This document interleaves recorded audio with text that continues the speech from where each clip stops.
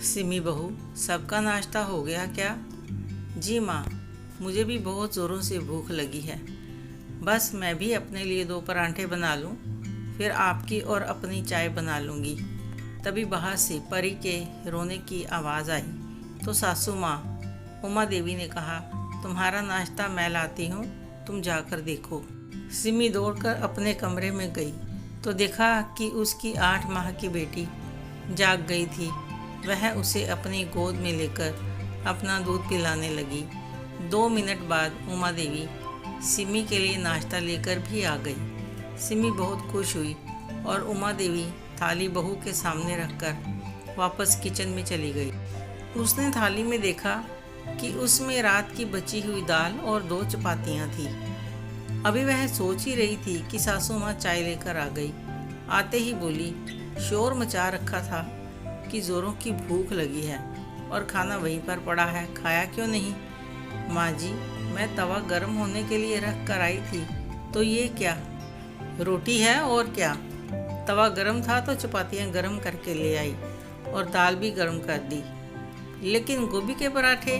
बहू, भूख लगी हो तो क्या फ़र्क पड़ता है, पराठे हो या रात की रोटी हो। अब चुपचाप खा लो और यह लो, चाय भी बना दी। पर माँ जी, मैंने कितने मन से पराठे बनाए।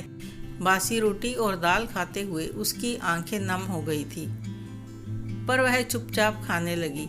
जैसे ही वह चाय पीने लगी तो देखा कि उसमें मक्खी गिरी थी, तो वह चाय वहीं पर छोड़ दी। इतने में बाहर से करण की आवाज़ आई। माँ पूछ रही थी, बेटा तुम इस समय घर पर, सब ठीक तो है ना? हाँ माँ, सब ठीक है। यहाँ नज़दीक ही किसी काम से आया था तो सोचा परी से मिलकर जाता हूँ। सुबह जाते समय वह सो रही थी, कहकर वह कमरे में गया और देखा और बोला, तुम ये क्या खा रही हो? बासी रोटी और यह दाल तो रात को बनी थी ना, तो तुम अब यह क्यों खा रही हो? पराठे पसंद नहीं है क्या? ऐसी बात नहीं है, बस सबको खिलाने के बाद खुद के लिए बनाने वाली थी तो परी जाग गई तो नहीं बना सकी, तो माँ से कहकर बनवा लेती। अरे छोड़िए ना इसे, देखिए आपकी बेटी आपको देखकर कितना खुश हो रही है। आप इसके साथ खेलो, तब तक मैं चाय बना कर लाती हूँ।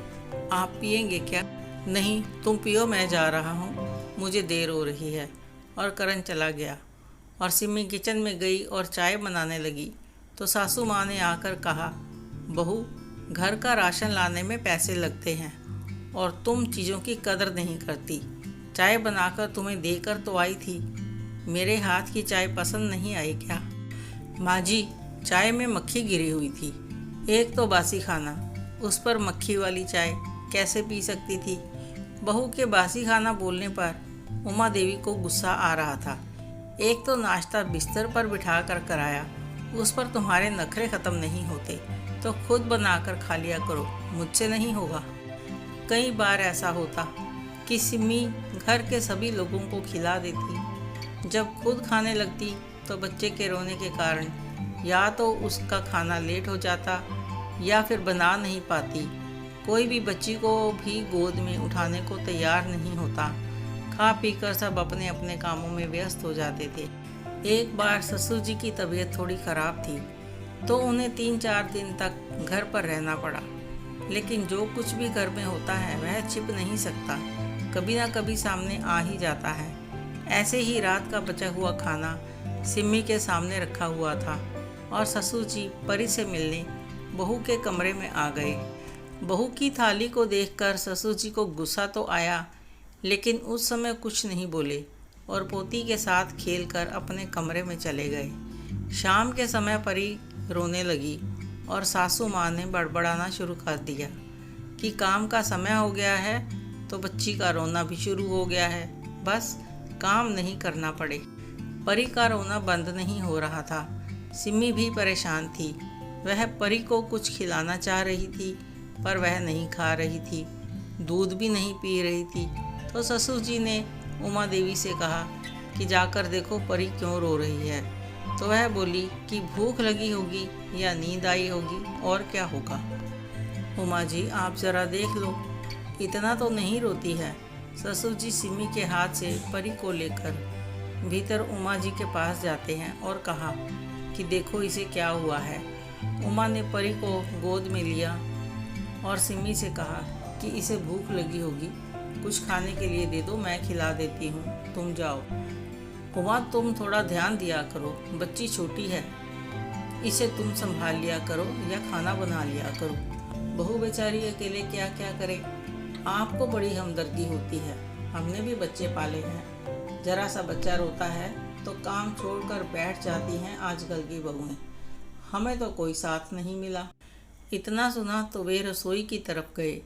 सिम्मी ने बिस्किट लिया और सास को देने चली तो ससुर जी ने रोक दिया और कहा कि सुबह की बची हुई कोई रोटी पड़ी है क्या।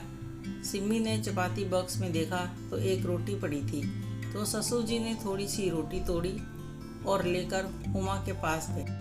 बच्ची अभी भी रोए जा रही थी और किसी के हाथ में नहीं आ रही थी।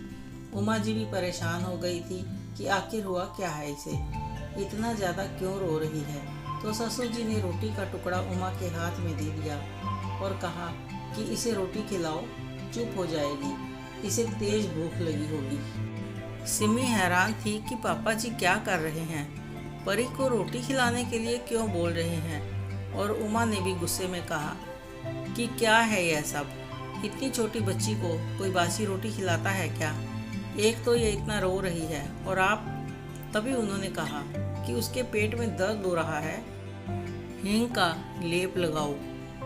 बहू दौड़कर रसोई में गई और हींग पानी में मिलाकर ले आई तो परी के पेट पर लगा दी तो वह एकदम शांत हो गई और सभी ने चैन की सांस ली। तब तक करण भी घर आ गया था और आते ही उसने परी को गोद में उठा लिया और वह अभी भी सिसक रही थी। करण उसे लेकर बाहर घुमाने के लिए ले गया। उमा को मौका मिल गया सिमी को डांटने का कि बच्चे का ध्यान रखना चाहिए, इतनी लापरवाह क्यों हो तुम।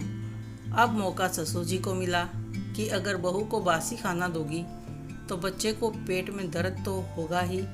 3 दिन से देख रहा हूँ कि तुम बहू और पोती का कितना ध्यान रखती हो।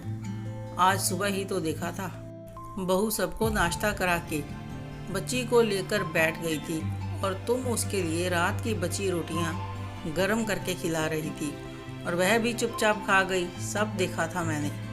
अगर बच्चे को स्वस्थ रखना हो तो माँ का स्वस्थ रहना ज़रूरी है।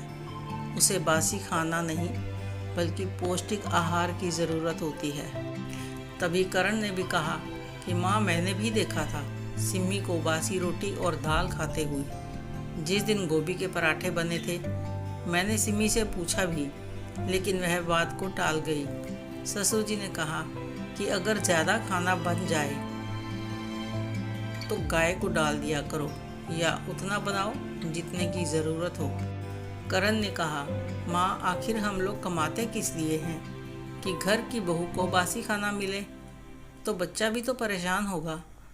अब जैसी खुराक माँ को मिलेगी तो बच्चे की सेहत भी तो वैसी ही होगी।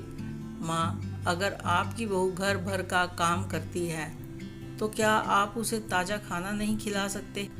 तब ससुर जी ने कहा उमा जी ज़रूरी नहीं कि जो भी तुम्हारे साथ होता रहा तुम वही अपनी बहू के साथ करोगी। अगर आप बच्चे को नहीं संभाल सकती, उसे खुद ही सब करना है, तो परिवार के साथ रहने की ज़रूरत ही क्या है। एक काम करो, अपने बहू बेटे को अपने से अलग कर दो ताकि उसे अपनी मर्जी का खाना तो मिलेगा। खुद करें और खुद खाएं और बाकी परिवार की जिम्मेदारी संभालने की उन्हें कोई मजबूरी नहीं होगी और तुम्हें भी बहू का काम करने की परेशानी नहीं उठानी पड़ेगी और ना ही ताना देने की ज़रूरत पड़ेगी कि तुम्हें साथ नहीं मिला। उमा ने करण के हाथ से परी को लिया और उसे गले से लगाते हुए कहा कि आज के बाद ऐसा कभी नहीं होगा। मुझे आप सब माफ़ कर दो, पर अलग होने वाली बात दोबारा कभी मत करना। मैं नहीं रह पाऊंगी तुम सबके बिना। फिर उसने अपने बहू बेटे से भी माफ़ी मांगी। आपको यह कहानी कैसी लगी कमेंट करके ज़रूर बताएं। अच्छी लगी हो तो लाइक करें, शेयर करें, सब्सक्राइब करना मत भूलना। धन्यवाद।